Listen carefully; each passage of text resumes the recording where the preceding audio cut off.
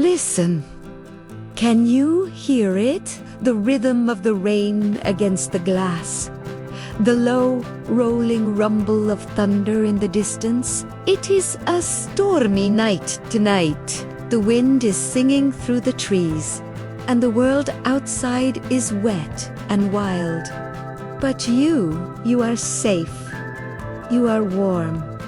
You are dry. There is something deeply comforting about a storm when you are tucked away inside. It reminds us that we are sheltered. It gives us permission to do absolutely nothing. The storm demands that we stay indoors, that we rest, that we let the world spin on without us for a while. So, settle yourself into your bed now. Imagine that you are in a high tower of an ancient, sturdy castle. The walls are made of thick stone, keeping the chill at bay. A fire is crackling in the hearth across the room, casting a warm, orange glow that dances on the ceiling. Take a deep breath in, smelling the scent of the wood smoke and the fresh, clean rain, and breathe out. Let your shoulders drop. Let your jaw unclench. Let the sound of the rain wash over you, heavy and steady. Tonight, while the storm rages gently outside, we are going to revisit an old story. A story of a prince, a traveler, and a very specific test of sensitivity. But we will not rush. We have all night. Let us drift back to the kingdom of rain. Once upon a time, in a kingdom known for its rolling green hills and misty mornings, lived a prince. He was a kind man with a gentle heart and a love for books and maps. But the prince was lonely. He wished, more than anything, to find a partner, a real princess. Now, you might think finding a princess is easy for a prince, but he was looking for something rare. He didn't just want a title, he wanted a real princess. Someone with a spirit as noble as her lineage. Someone sensitive, aware, and true. And so, he traveled. Imagine him riding his horse through the changing seasons. He traveled to the kingdoms of the south, where the sun bleached the white stone walls and the air smelled of jasmine. He met many ladies there, but something was always not quite right. Some were too loud, concerned only with gold and jewels. He traveled to the kingdoms of the north, where glaciers carved the mountains and the castles were made of ice. He met princesses wrapped in furs, beautiful and cold. But again, he felt no connection. They lacked the tenderness he sought.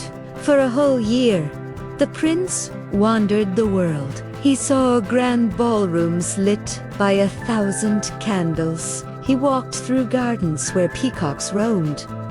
But he returned home alone. He arrived back at his father's castle on a gray autumn evening. His heart was heavy. He sat by the window, watching the clouds gather, fearing he would never find the connection he craved. And then the storm came. It was a storm like the one you might be imagining now. It started with a wisp of the wind picking up the fallen leaves in the courtyard. Then came the rain. At first, a drizzle, and then it poured down in sheets, turning the castle moat into a churning river. The sky turned a deep, bruised purple. Lightning flashed, illumining the grand dining hall where the old king and queen sat with the prince. Thunder shook the very foundations of the castle, rattling the silverware on the table. Boom! Crackle! Boom! The king poked the fire, sending sparks flying up the chimney. A fearful night, he murmured. "I pity anyone caught out in this." The queen nodded, sipping her warm spiced wine. The castle felt impenetrable, a cozy island in a sea of chaos. They were just preparing to retire for the night, to blow out the candles and head to their warm feathered beds, when a sound cut through the noise of the thunder. Knock, knock, knock. It was a heavy thud against the main castle gate. Who could possibly be out there? The king stood up, took a lantern, and walked through the long, drafty corridors to the great oak doors. He pulled back the heavy iron bolts and swung the door open. Standing there, in the pouring rain, was a young woman, and oh, what a sight she was! The water streamed down her hair and her clothes. It ran in at the toes of her shoes and out at the heels. Her dress, once fine, was heavy with mud and water. She was shivering, hugging her arms around herself. She looked nothing like the polished ladies the prince had met in the sunny south or the icy north. She looked raw and real and exhausted. "Who are you?" the king asked, shouting over the wind. "I am a princess," she said. Her voice was shaking, but her eyes were steady. "I have lost my way in the storm." The king ushered her inside, closing the heavy door against the wind. The prince and the queen came rushing into the hall. The prince looked at the shivering girl, and despite her ragged appearance, he saw a spark in her eyes. A gentleness. "She claims to be a real princess," the king whispered to the queen. The queen looked at the girl. She did not say a word. She simply thought, "Well, we shall soon see about that." The queen was a wise woman, and she knew of an old, secret test. She called the maids and went into the guest bedchamber. She stripped all the bedding off the bedstead, leaving only the bare wooden slats. Then, from her pocket, she took a single, tiny, dried green pea.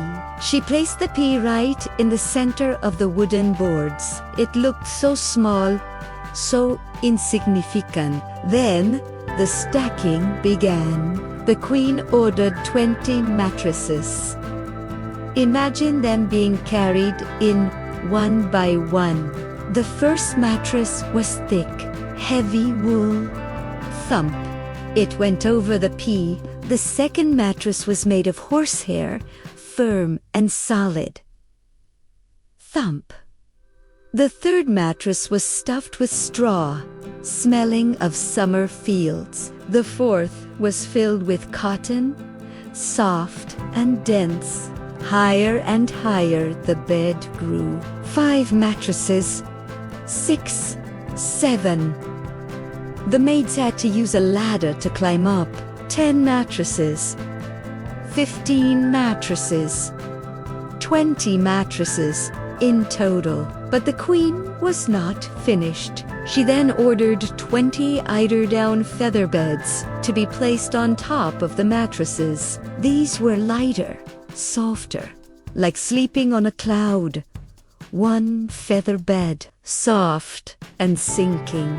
2 feathered beds, billowing with air. 3, 4, 5. Layer upon layer of softness.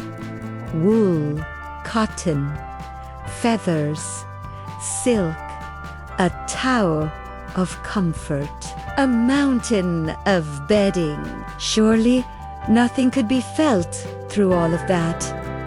The princess was led to the room. She had to climb a ladder just to reach the top. She crawled into the sea of blankets high above the ground, while the storm continued to rage outside. The rain tapped against the window, a lullaby for her rest. The night passed. The storm eventually faded into a soft morning drizzle. The sun began to peek through the gray clouds, casting a pale light into the high tower room. The king, queen, and prince gathered at breakfast, waiting. Eventually, the princess appeared. She looked tired. She stretched her arms and rubbed her back. "Good morning," the queen said politely. "How did you sleep?" The princess hesitated. She didn't want to be rude, but she had to be honest. "Oh, terribly bad," she said. "I scarcely closed my eyes all night. Heaven knows what was in that bed, but I was lying on something hard, so that I am black and blue all over my body. It's horrible." The room went silent. The prince's eyes widened. The king gasped. The queen smiled. Only a real princess could have skin so delicate as to feel a tiny pea through 20 mattresses and 20 eider-down feather beds. Only someone with that level of sensitivity, that level of awareness, could be the one the prince was looking for. She wasn't complaining to be difficult. She simply felt things deeply, just like the prince. The prince had found his match. They realized that sensitivity is not a weakness, but a rare gift. The pea was taken out of the bed and placed in the Royal Museum, where it lies to this day unless someone has stolen it. And the princess, she never slept poorly again. Now, bring your attention back to your own bed. You do not have a pea disturbing your rest. You have only softness. Feel the mattress beneath you, supportive and smooth. Feel the blanket over you, warm and heavy. The storm outside has passed. The castle is quiet. The fire has burned down to glowing embers. You are safe. You are comfortable. You are ready to drift away. Good night. Sleep well.